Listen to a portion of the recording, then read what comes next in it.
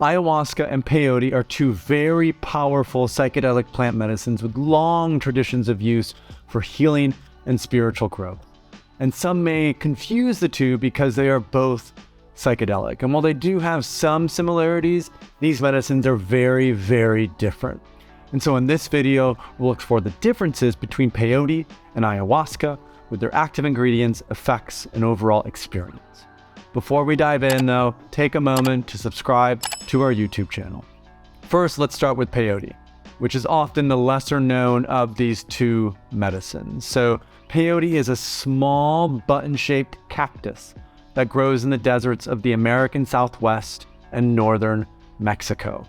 Its main active compound is mescaline, but it also contains more than 60 active alkaloids. Mescaline acts on the serotonin 5-HT2A receptor, the same as LSD. However, it is classified as a phenethylamine, whereas LSD is a lysergamide, so their experiences are slightly different. Peyote journeys last for about 12 hours in length, and it's often considered a more masculine plant medicine, often called the grandfather. The peyote experience tends to be active, alert, and mentally clear, and you are definitely in a psychedelic headspace, but you are more present and in control in a sense. It is also more gentle and, let's say, manageable compared to ayahuasca. Peyote ceremonies have long been held as a way to restore balance between the physical, emotional, mental, and spiritual realms. And for many, a peyote journey offers deep insight into the self and the universe, giving one a greater sense of connection and spirituality. Peyote is also known for fostering compassion and gratitude. Typically, participants actively engage in the ceremony with singing, prayer, and dancing. In terms of tradition, peyote is the religiously protected sacrament of the Native American Church, but its use goes back millennia to the indigenous peoples of northern Mexico and the American Southwest.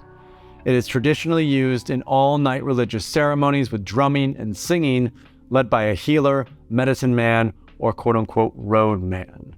Peyote ceremonies are often more community-oriented, and prayer has a central role. The ceremony incorporates spiritual practices and songs for specific purposes, like health and well-being, spiritual guidance for making big decisions, and comfort or acceptance after the passing of a loved one. Now, this is what matters most about peyote. Peyote is an endangered species from overharvesting. It has become a big problem for the communities for whom this is a core part of their traditions and cultures. If you choose to work with peyote, be very mindful of where you source your medicine and who you sit with. And better yet, work with Wachuma. San Pedro has the same active ingredient. The experience is very similar, and Wachuma and San Pedro is abundant and everywhere. Now let's go into ayahuasca. Ayahuasca is much more popular than peyote as a plant medicine in modern Western culture. It has gained a lot of attention for healing addiction, depression, and other difficult conditions, while catalyzing profound personal and spiritual growth. Ayahuasca is a strong tea made from the bark of the ayahuasca vine and the leaves of the chacruna bush. The chacruna leaves have the highest DMT content of any plant on planet Earth. And the ayahuasca bark contains a monoamine oxidase inhibitor, or MAOI, that prevents the DMT from being broken down by the digestive system. Together, this creates a very long-lasting and powerful, and sometimes otherworldly psychedelic experience. The experience of ayahuasca only lasts from 4 to 6 hours, depending on how much you drink. It is considered a more feminine plant and often referred to as grandmother. The quality of the experience is much more dreamlike than a peyote and can be very intense. It can be very visual and emotional and can catalyze powerful and dramatic healing and mystical experiences. It is often difficult to walk or speak, so most people sit or lay down for the duration of the ceremony. Vomiting or purging is quite common with ayahuasca and is considered an integral part of the healing process.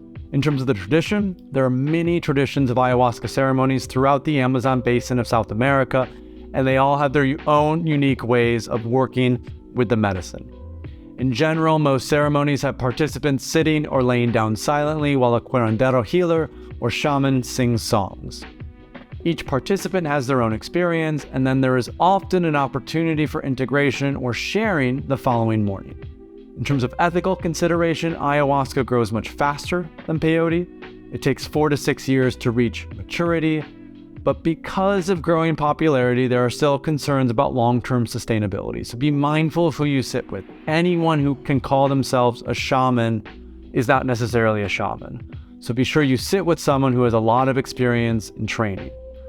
And so for a list of vetted practitioners to work with ayahuasca, we have a curated directory of high-quality practitioners in retreat. Just click the link in the description to learn more. So let's quickly recap.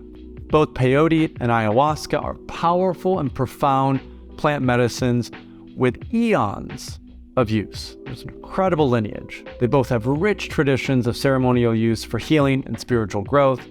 Peyote is much gentler and longer lasting, while ayahuasca tends to be more intense and emotional.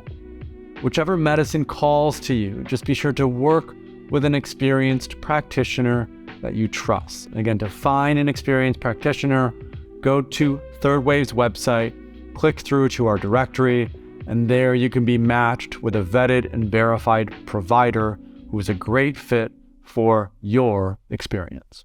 Thank you so much for watching. If you want to stay up to date on the third wave of psychedelics, subscribe to this channel and visit thethirdwave.co, where you'll find plenty of free resources on the intentional and responsible use of psychedelic medicine.